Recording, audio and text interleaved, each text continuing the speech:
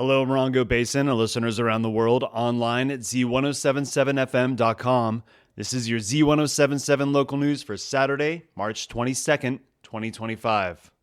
It's the second day of the To Be Continued Art and Music Festival happening out in Wonder Valley, which is a small unincorporated part of the Mojave Desert, only about 10 to 12 miles east of 29 Palms, but the miles can feel longer out on Amboy Road in a good way. I drove out there to talk with Lindsay Anderson about the festival, and our conversation inevitably got around to Wonder Valley itself. I've spent some time out there before, mostly at the Palms for Sunday breakfast, and on one of the best nights of my life when I listened to the echoes of doom metal pouring out of the Palms outdoors stage as I watched the northern lights crash down into our southern skies. Wonder Valley is more than the Palms, though. It's also home to a lot of people. I love walking, driving, or skating around a suburban neighborhood, scoping out cool houses and stealing landscaping ideas. But in Wonder Valley, the property lines are a little more loose, and driving down some dirt roads feels a little invasive. It's hard to know Wonder Valley unless you're out there living in it.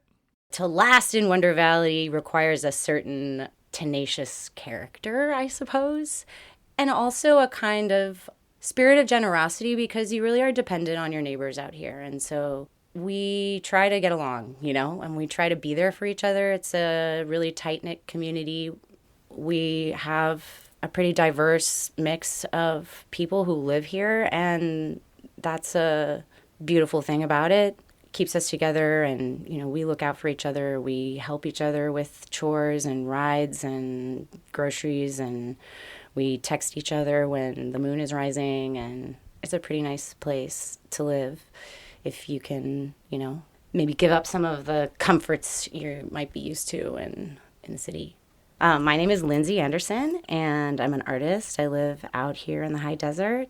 Yeah, well, Wonder Valley is not as developed as a lot of the rest of the high desert. There's no city water here. A lot of people live off the electric grid.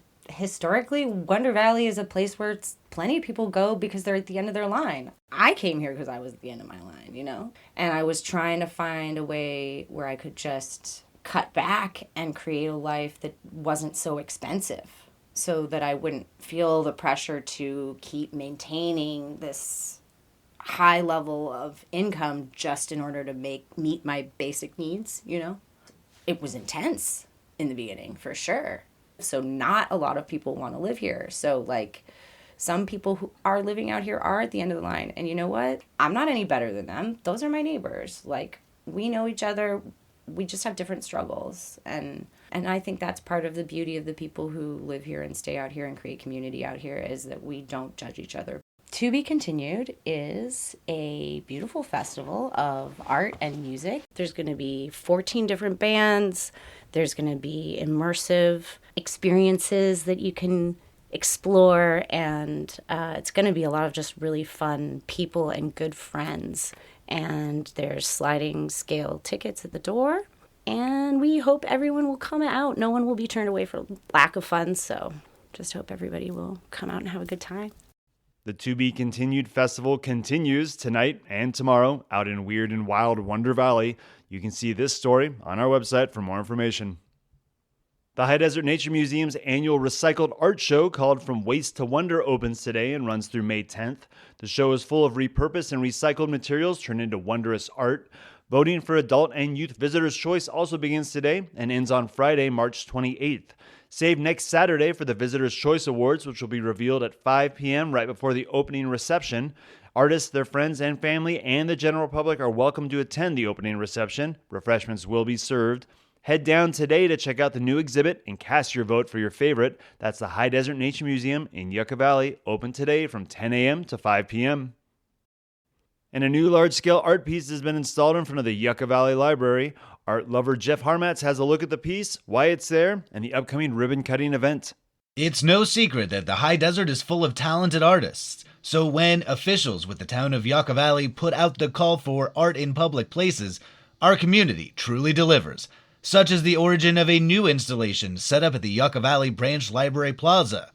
After an open call for proposals for the space, town officials selected a silicone bronze piece from artist Chad Lefevre titled, "Where Is My Mind?" The piece went up a few weeks ago, And it features a life-size, abstracted human figure with an empty space for a head, striking a Hamlet pose and contemplating a brain.